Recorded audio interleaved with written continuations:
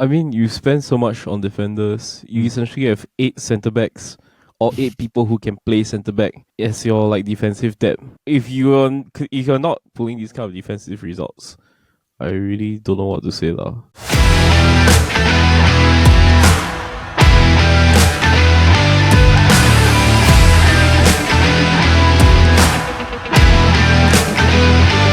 Hello everybody and welcome to another episode of the Football Kaki on the Chit Chatter Podcast Network. I am your host Eldad and I'm joined by my fellow Kaki bros Paul and Nat. Boys, how are you doing?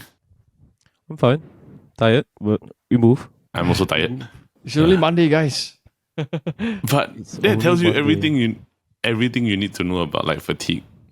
It's accumulated fatigue, bro. Fatigue from what? Just like as in yes, work is one thing, but it's just we're trapped in this endless cycle. We need to make it big, bro. I didn't realize we were getting this philosophical on a Monday night, but okay. Welcome back to the Football Kaki podcast, guys. No, wait. I must say this, right? Like, if you want to get philosophical, right, there is no other sport in the world, right, better to talk philosophically than football. Because there's so many philosophies that even set piece philosophy is the one that gets you to the top of the table. 6 points clear, huh? You know what's the worst part about this, right? It's like, I can't say much because Man United has scored 8 goals from set pieces this year. If Man United has scored 8 goals from set pieces, right? Yeah. It's like, are we a set piece like king? No, our set pieces are like anyhow one, bro. It's not even like properly like drilled like Arsenal, you know. It's like bomb it in, let's score it, that kind of thing. Yeah, I mean, well, Arsenal do have 3 goals conceded and we have like 16. So we have almost the same amount of points as the amount of goals we conceded. So I'm not going to say much right now other than the fact that being a Man United fan just annoyed the crap out of me over the Saturday. But moving on, I think today, right, like let's just talk about football. Because I don't want to get too philosophical today, right? It's very simple. Arsenal's at the top of the table, 6 points clear of Man City. Are they running away the league title? We don't know. We will discuss that later. And finally, Liverpool, after a month without getting a point, right? If I'm not 6 losses in 7. Yeah, 6 losses in 7 and not even a single point in the month of October. I'm pretty sure Elliot didn't get it. No, I didn't. It's okay. He doesn't have to. Yeah, the less you know, the better. It's fine. Okay. Now I don't know where to go on with this really. Now I'm just bothered by what the heck did you say? Never mind. Moving on.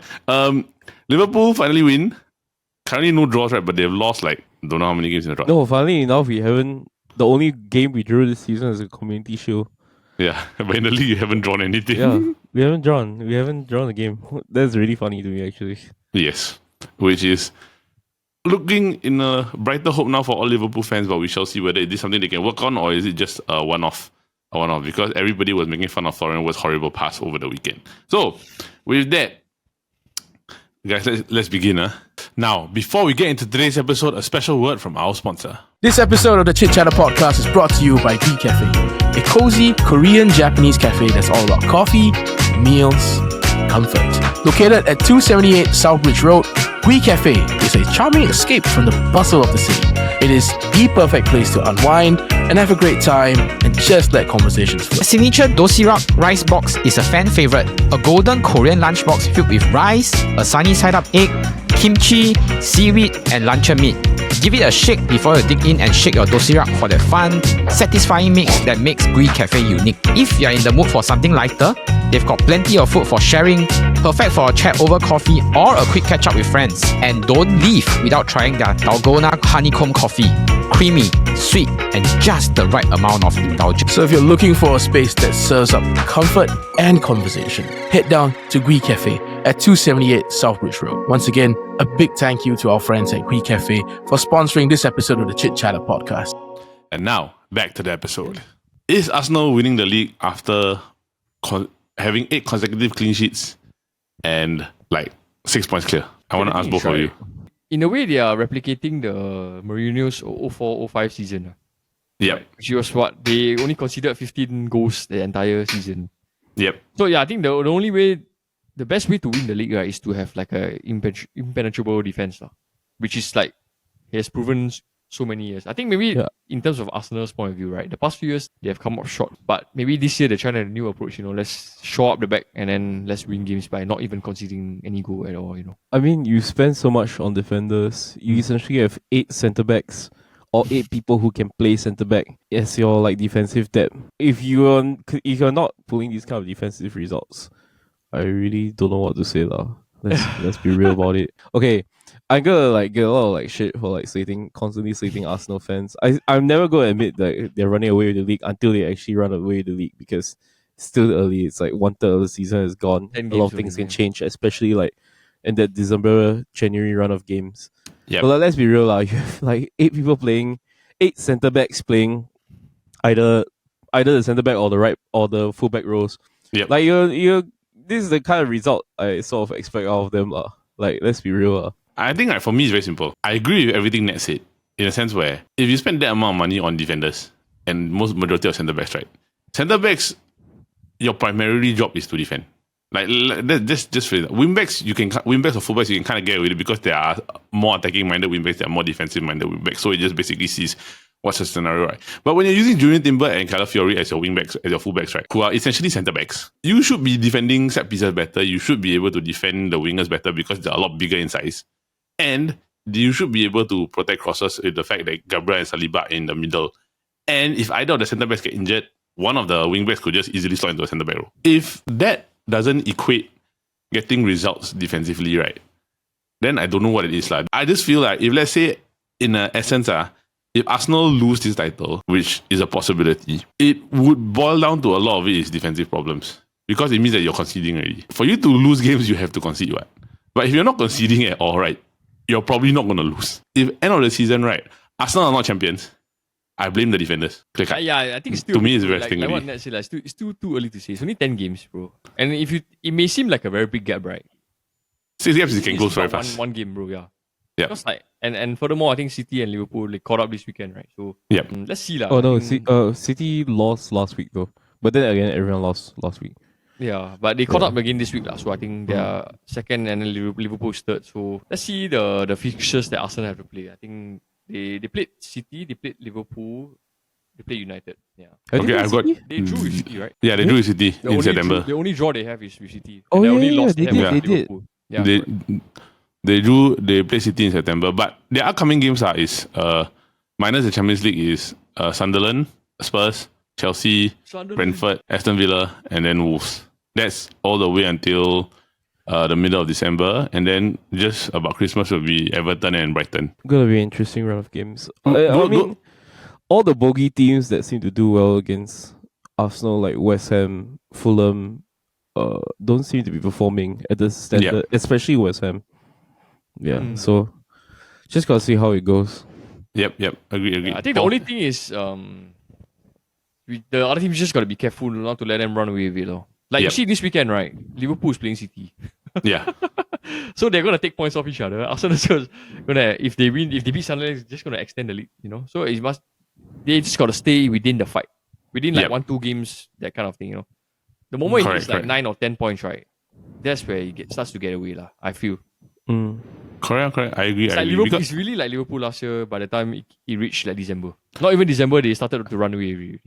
It's basically now, right, until the end of December, right, they have to win at least 70% or 80% of the games, right? And if any of the other teams slip out, right, it's like they have to lose really. Yep. They pretty really much. have to go and try to like they have to close it out lah. If I don't know lah. If they lose the title this year, to me, it's a bigger bottle than the 23. 21, 22, right? no than the Dean Robbie's belief when he did the video outside the Etihad And then lose one. and then lose for one. Would you say, right, their approach this year is different from like maybe the past 2 years? A little bit different because for the past few seasons they've run Kai Havertz like a false nine sort of ish role where he's getting the ball from deep, making the runs, then either passing it off to the wingers in Martinelli or Saka. And now Odegaard is essentially being phased out of the team with the introduction of Eze, who's a bit better on the ball.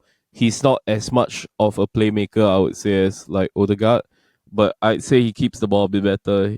He's definitely a better dribbler than Odegaard. Yeah. So I think the strategy is a little bit different. Essentially, like they split the Kai Havertz role into now Gyökeres going up front and Eze now controlling the ball in midfield and then making the plays. They've got a proper 10 in Eze, and then now Odegaard's future is a bit put into question because now Rice and Zubimendi in the middle are dictating the tempo in midfield and then passing the ball to Eze to kind of dictate where the ball goes or make that final pass into the last third of the pitch. Yeah. Then you have the four walls at the back. So I think it's a pretty solid plan. It's very simple, but it makes sense.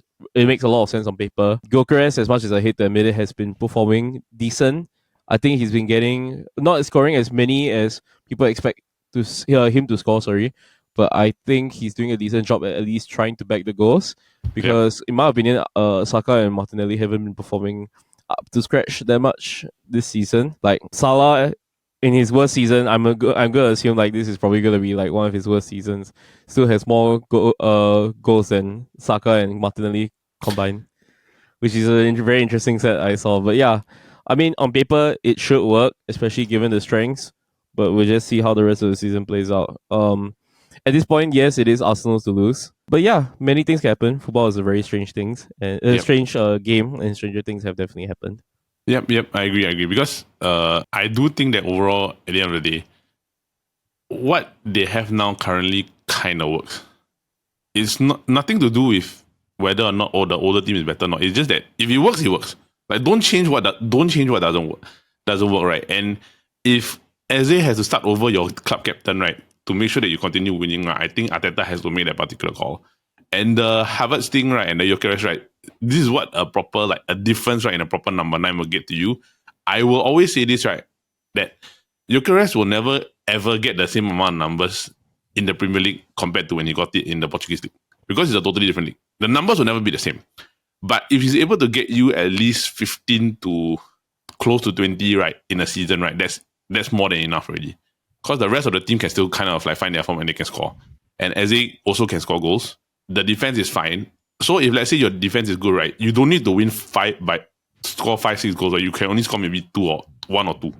Maybe even maximum 3. Yeah, the attackers don't have to perform as much this year, especially once the defense is so solid. And they have a lot of defenders. If one gets injured, another one can easily go in. Even if let's say you have like an injury-prone defender, like let's say Calafiori, I know is notorious for getting like injured pretty often. Like it's so easy to replace him because like you can just sort whoever in there. I don't know who their backup left back is because I know Kivior is no longer in the squad. Yeah. But yeah. Lewis Kelly. Yeah, Lewis Kelly can just slot in there and he's definitely the more attacking option compared to Calafiori because Lewis Kelly actually started out as a midfielder, then he got moved to left back and then for Arteta he inverts back into midfield. So he's definitely the more forward option in left back. So it's a lot of profiles for Arteta to choose from based solely on his defender. So he's really put a focus on that. And I think he's really following that Alex Ferguson quote of like defense wins you titles, that kind of thing. Yeah. So yeah, it's definitely his to lose at this point, as much as I do not like to say that phrase. But yeah, we'll see how the season plays out from there because I think it could be a very interesting one to see. I mean, to just literally emphasize the phrase, right? Like, no club has scored more than 20 goals other than City in the entire Premier League. Like, can you imagine, right? Like, Arsenal and United have almost the same amount of goals scored, which is Arsenal has 18, United has 17. So the fact that it's already a low scoring season already, generally, because you're talking about less than 2 goals a game, the difference why they're top, right, is because they only conceded 3. Essentially, if you have a good defense, you're probably going to win more than you're going to lose. Or you're going to drop less points than you're going to lose more. So basically, like, you're going to drop maybe 1 point than you're going to drop 3 if you have a good defense. That's what I think. Yeah, 100%. I think it's very interesting to see the shift in how teams play, considering like this is probably going to be one of the lowest scoring seasons in the Premier League. Yep. Whereas like the last 2 seasons were like 2 of the highest scoring that we ever saw. So interesting shift in like the meta and like how things are being played out.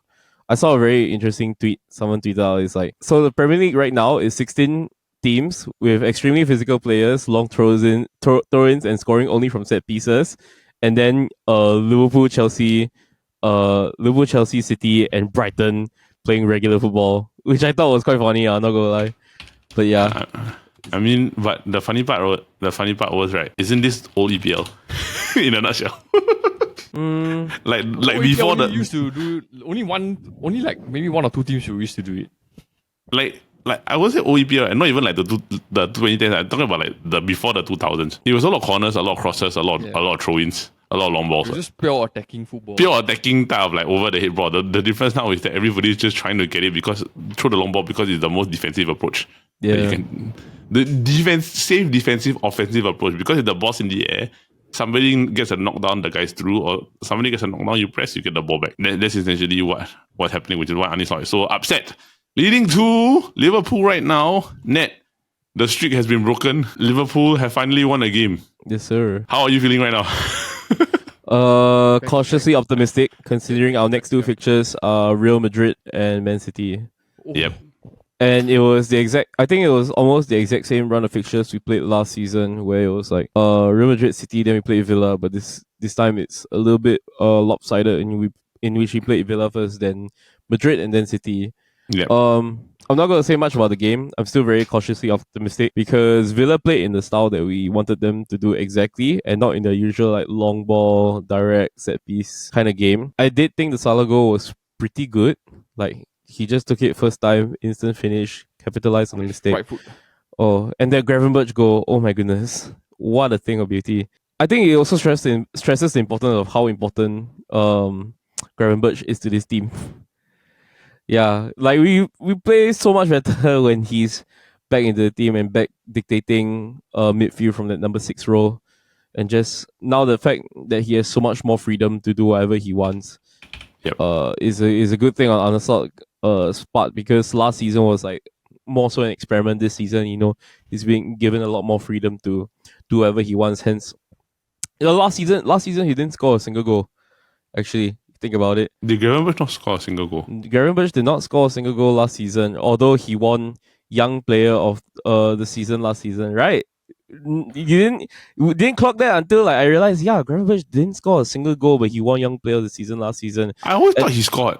No, he didn't score a single goal last season. He got 6 assists in all competitions last season.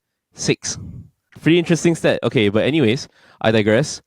This season he's gone in. We are 10 games in, and then a couple of Champions League and Cup games, and his numbers are now 3 goals, 2 assists. World of difference. How much freedom now that Arne Slot has given him the chance to do whatever he wants to do. So yes, he's more important to the team than a lot of people think, and I think it also confirms a lot of the ideologies that Arne Slot plays into, where the 6 becomes one of the more important players in the team. I mean, you see Man City's collapse last season. The moment Rodri got injured, they look like a completely different team. So yeah, thank God it was a short injury and that Gravenberch is back. Hopefully this is the boost that some of our attackers need, especially Mohamed Salah, to start unlocking his good form and turning the season around. But again, cautiously optimistic, because it's probably going to be the next 2 games are probably going to be the hardest games of the season. So we just see how it goes from there. Yeah, Paul, Liverpool thoughts? I think like what Ned said, I think is their run had to end somewhere. I think you cannot even imagine if they lose like 7-8, that kind of thing. Yeah. Just before they play Real Madrid and City, and it's a good chance to be back on track, considering that like position 2, 3, 4, 5, 6, 7, 8, right? They're all like 1 or 2 points. Like all for another. So it's just unthinkable to think that Liverpool can lose 5 in a row. In the league. I think like Liverpool losing 5 in a row is more impossible than Man United winning 5 in a row, that kind of thing. So that guy, that guy is not getting his hair cut.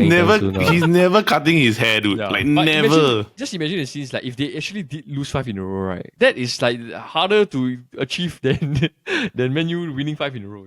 It's like I'll send the photo later, but you need to somewhere in the thumbnail you need to put a photo of someone. Photoshop the United strands, like his face, into the Nottingham Forest like logo.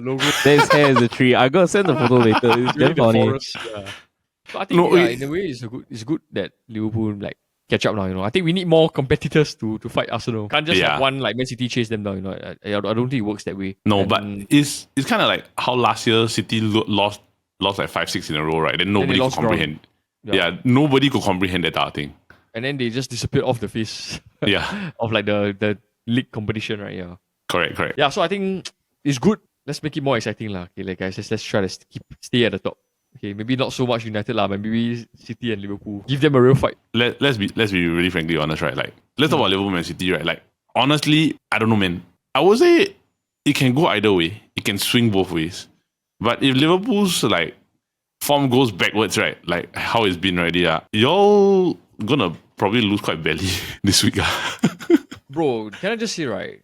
The only trump card that City has now, right, is still Erling Haaland. Yeah. That fella scored like 13 goals already. And then the second top scorer in the league is like 6 goals. You know, like there's like Igor Thiago and like Danny Welbeck and Semenyo, you know. And then, like they haven't been like at Haaland's level.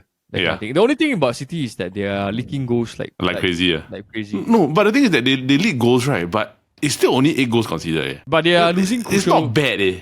They are leaking goals at a crucial time. Yeah, I think it's the timing of when they're conceding the goals. Yeah, Annette, you got something to say? No, not really. I'm not too okay. Look, I think both of you know that Liverpool have a very illustrious history with City in recent timings. So I'm not 100% on my feelings about City as a competitor just yet. I mean, it's a very good feeling that last season we did the double on them. Yeah, which is still very crazy to say. Like, oh my goodness, we beat them twice in the league. Wow. Okay, I digress. I don't know. My feelings on City is a little bit complicated at the moment. I don't think they're ever going to get to a point where they are the City of old. I mean, I understand the Reinders buy, and he was pretty good at the start of the season. The Cherokee buy also was an interesting one to try and replace Kevin De Bruyne. I think the shift back into the number 10 role, like the emergence of the number 10 role, you know, Arsenal rebuying Eze because he was their academy product. Liverpool going forwards, City going for going for Ryan Cherokee. I think it's interesting how the top 3 teams are trying to create that meta shift to bring the era of the number 10s back. Because you have to remember that the era of the number 10s, right, was inevitably killed by Jurgen Klopp football. Yeah. So basically, when you press the number 10, right, he effectively becomes useless because you're putting so much pressure on him. He can't be used to dictate the play. So a lot of the creativity has to come from other outlets. So for Liverpool, it was the right back. For City, they dropped De Bruyne a little bit deeper in so that he was not as pressable and Rodri could cover his press. I think it's very interesting to see the number 10s come back into an era where physicality is becoming a lot more important again. Yeah. So it might have just died before it even made the comeback. Like it's just that playing into a meta that directly discourages you from playing 10s. You'd rather be playing like characters like Milner or Henderson. Okay, I'm using Liverpool as a point of reference because I'm a Liverpool fan. But you would prefer player profiles like Henderson and Milner back into the midfield to try and press the 10s out of the game, which I think a lot of people have done very effectively, which is why I don't think Wirtz has been firing at all fronts. Neither has Eze. Eze's numbers are not exactly the best. Yes, he has performed well for Arsenal and he's in a winning Arsenal side, but I don't think he is the most important player on that team at the moment. With City, will they ever get their Rodri replacement? I'm still not very convinced that they've 100% replaced Rodri as much as Pep has tried to do in the second half of last season. Like, and some of the players that he's bought last season, like, out on loan already. So it shows you like the luxury like Man City have been afforded. Yeah. Then now, more importantly, even losing De Bruyne, because like in that treble season with Haaland's first season, De Bruyne was very essential into getting Haaland a lot of those goals. So it's going to be very interesting for City, and it's going to be very interesting for Pep. Depending on how long he stays and how long he wants to take to kind of fix this problem before his successor comes in. So I'm not 100% convinced City can stay in this race. Yes, they're second, but you know, a lot of people have these two teams like figured out at this point. So that's just my thoughts on the title race situation, which is why I say it's very easily Arsenal's to lose at this point. Yep. Agreed. I think for me, looking at it as a totality, right? Like, Liverpool played well because, like Ned said, Villa played into their hands, which basically made it easier for Liverpool to play well. I think the biggest issue with current football now, right, is because I do agree in a sense where a number 10 in modern football is kind of useless unless you have 2 of them. Because I look at it more towards like, if you remove a a role or player on the field, right, who's essentially supposed to be your direct playmaker, right?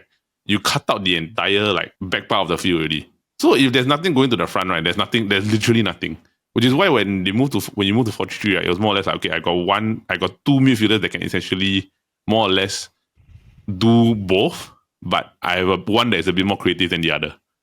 So that's what essentially Liverpool have done well. But whether or not that does something for Pep in the future and whether he gets a Rodri replacement, I think is very difficult because you really look at it as more like, how do you get a midfielder, right, that can basically do everything well?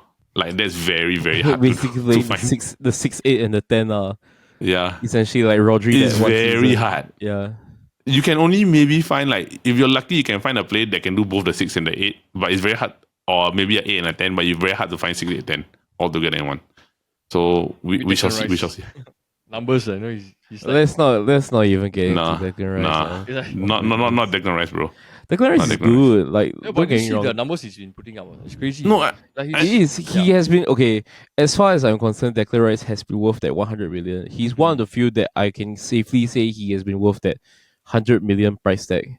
But let's not get too ahead of ourselves. Declan Rice is not, he's not all encompassing. He has a very specific role within the Arsenal team.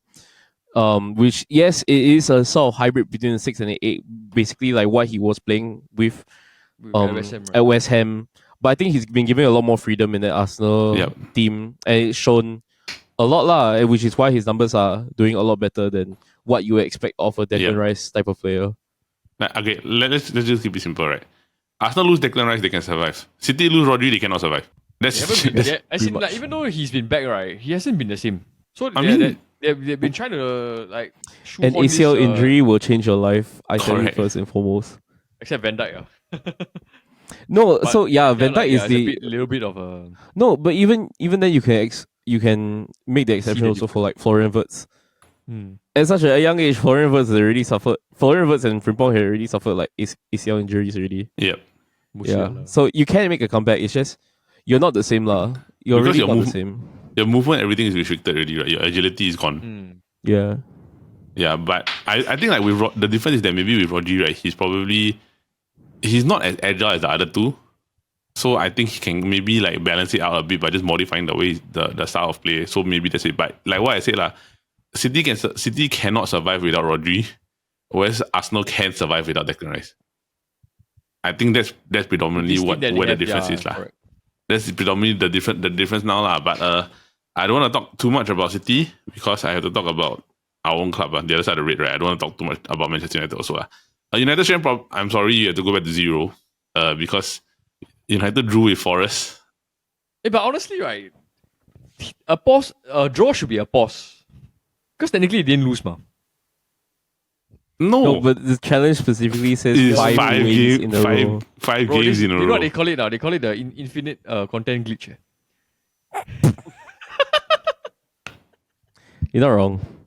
Right, but I think that's the point. Still getting like the point. No, that's the point. That's the point because United have not won 5 games in a row for a long time, bro. Like a really long time. 394 days to be exact. It's a long ass time. You see 5 competitive games, right? Yes, in any competition. Games. In any competition. It doesn't help that United are out of Carabao Cup. We don't have Europa. And then the FA Cup is not starting anytime soon, right?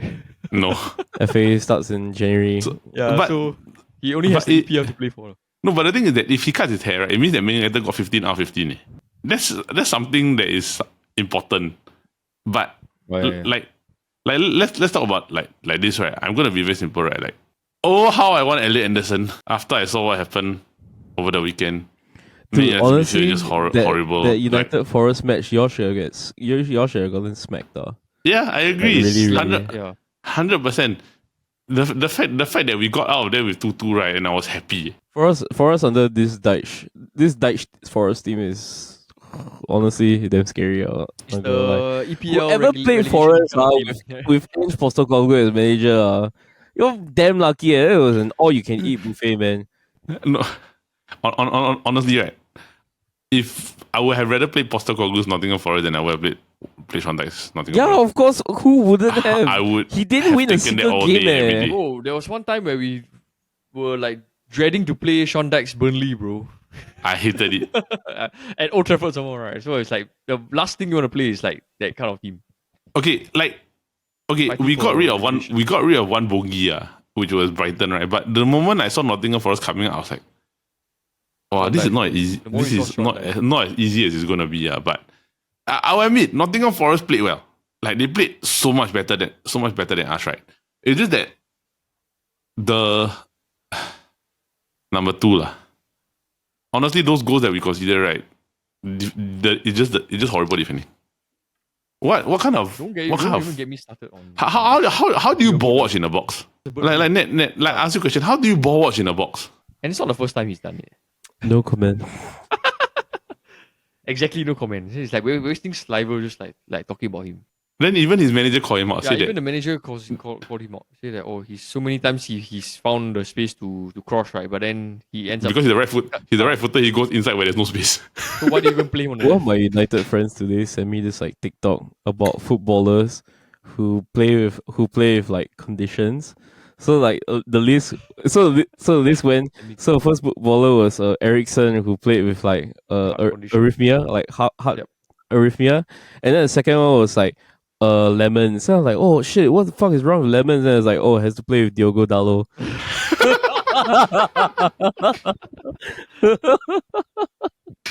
Wow, this fella is horrible. Then I was very critical of Ahmad, right? But I okay, like on the bright side, right? Like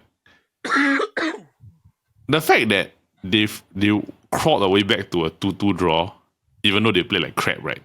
Is something that I can kind of like take as a bit of a positive, because the thing is that essentially after the first half, right? Like both teams were bad, like in the first half. Like they weren't great. But Nottingham Forest was slightly better, but somehow United was surviving. But it's just that it didn't look like it was anything was going to happen.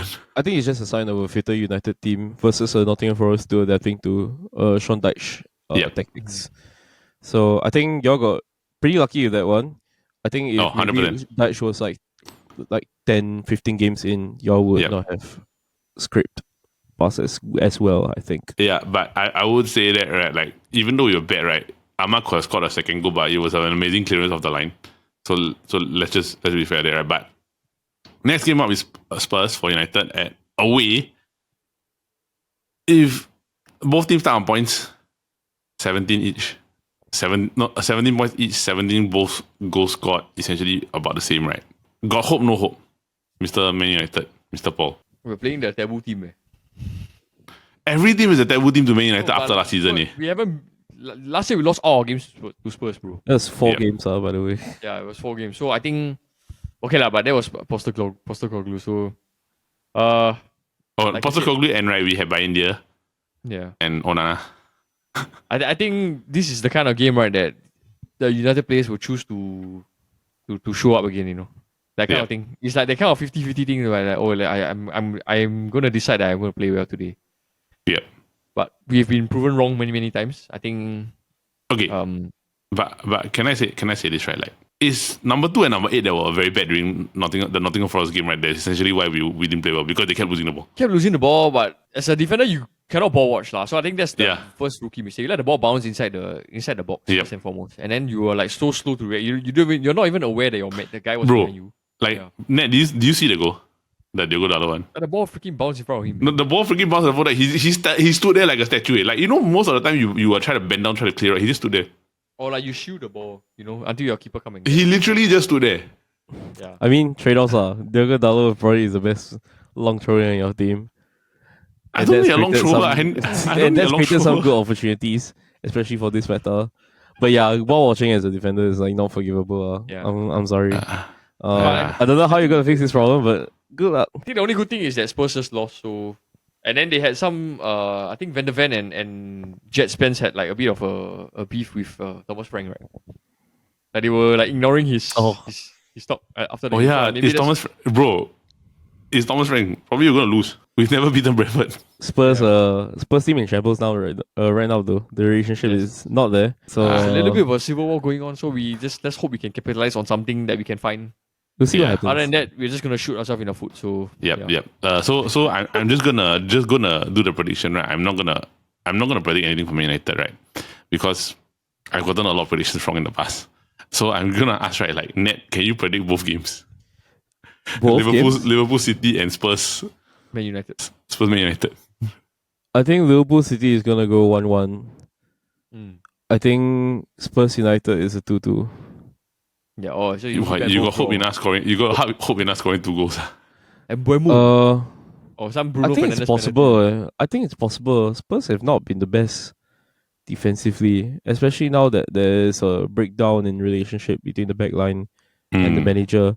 It could take a while to repair, so I think there could be some trouble at the back. If I were to pick a player that could possibly cause problem for Spurs, it would actually it would be Buemo actually. Yep. Yeah, definitely Buemo. Is Cunha injured? No, Cunha's playing. Oh, Cunha's playing. Maybe Cunha actually, because don't know. I just got feeling that the 2 number 10s might just work out in your favor this time around. But I do think Spurs have like the tactical advantage in this one. I do think Thomas Frank is a better manager than Ruben Amorim, so I am counting on him to purely out of tactical prowess score 2 goals against whoever is going to play, because right now his attack situation is all over the place. I know Kudus is probably like locked in that lineup. I know Solanke has fallen out of favor, which is quite crazy to think. Kolo Muani hasn't been doing much in that front line.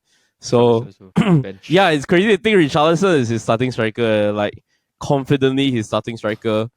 But we'll see how it goes. See if Richie decides to turn up on the day. But for now, it looks like it's gonna be 2-2 to me for the Spurs United game, and then 1-1 for the Liverpool City game. I could be proven wrong though. I hope I am wrong, especially for the Liverpool one. I hope you're wrong for the United one and the United win, but I'm just gonna keep my mouth shut. I'm not going to extra scoreline. But yeah, I think we come to the end, boys. Anything else to add before we close off? No, this was a interesting discussion. I got more tactical discussions off that I purely anticipated. So that was fun. Nah, don't worry. We do like a tactical discussion every once in a while. So with that, we come to the end of this week's episode of the Football Kaki. Alright, so that is it for this week's episode of the Football Kaki, brought to you by the Chit Chatter Podcast Network. Now, for those of you who are tuning in, we just want to say thank you, and we hope they continue to watch our other shows, which are the Copy Bros. Every Monday, we have some fun interviews lined up for you. And if you like the news in a different format, we do have the Loud Tales podcast every Friday, where we come together and talk about the news in a different light. So with that, Ned, Paul, anything else to add before we head off for this week? I'm going to bed after this. Good night. Yeah, I'm gonna shower and I'm gonna crush. I got to edit. So with that, thanks, boys. Have a good week ahead to all fans of football. One more week before the international break goes out. So see you soon. Bye-bye.